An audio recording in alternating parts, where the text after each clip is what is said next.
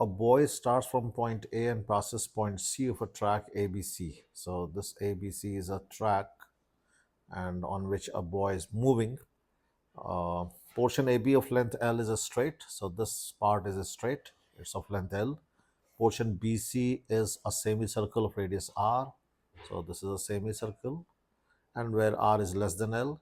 Anywhere on the track, the modulus of the maximum acceleration of the boy is A. So boy cannot accelerate with an acceleration more than A anywhere or decelerate, because modulus means we have to check the value of it, be it positive or negative. Acceleration can be positive or negative, but its mod cannot increase small a. Then find the minimum transit time of the boy from A to C. So what is the minimum time taken by the boy to move from A to C? To move in minimum time, it is required to have maximum possible speed at every point of the track. Now, since acceleration cannot exceed A,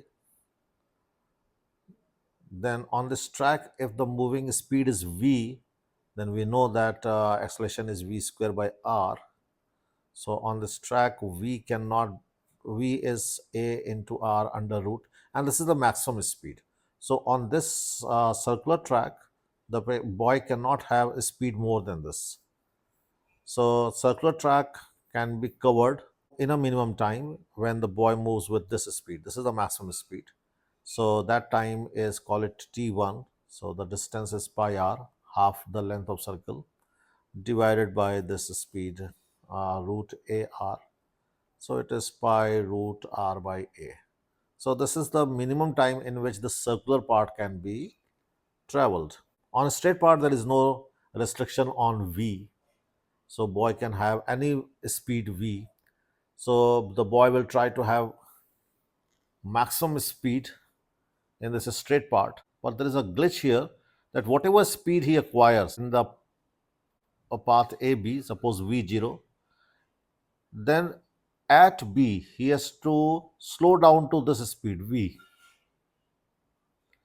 So this AB part, in this AB part, the boy will first accelerate with maximum acceleration A, and then after a certain time, then he will have to decelerate with A and come to this speed V. And then moving with the speed V, he has to cover the circular path.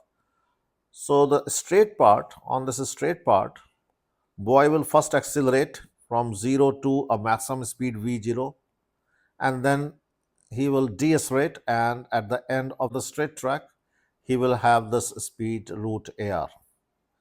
So according to this, we have to find the time. So suppose this distance is S1, this distance is S2.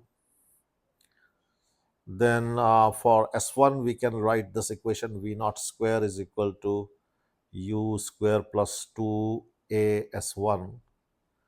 And so S1 will be equal to V naught square by 2A. For S2, we can write final velocity square is equal to initial velocity square minus 2A S2, because in this part, the retardation is A. So S2 is equal to V naught square minus AR over 2A. So this is S2, and S1 plus S2 is total length, that is L. So putting the value of S1 and S2, we have this expression. I am writing this term as separated terms that you can verify.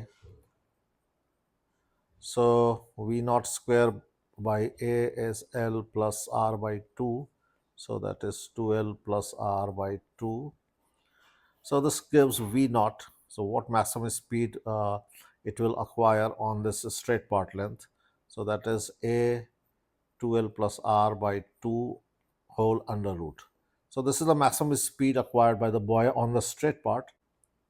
Now the time taken to cover S1, to cover this part, is suppose T1, or rather T2 suppose, and the time taken in this part is T3.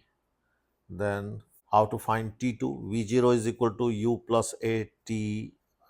Apply this formula. So T2 is V0 by A. Similarly, on second part, apply final velocity is equal to initial velocity minus A T3. So this will give T3 V0 minus root AR over A. So T2 plus T3 is, or rather, add all times. So we have already found this time T1. So T1 plus T2 plus T3. This is the total time. So total time is equal to T1 is pi root R by A. T2 is V naught by A. T3 is V naught by A minus root R over A.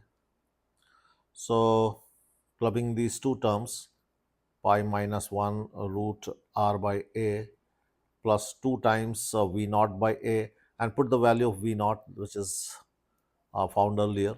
So that is under root A 2L plus R by 2. So this is the total time, and this is also the minimum time in which this path can be covered. Okay.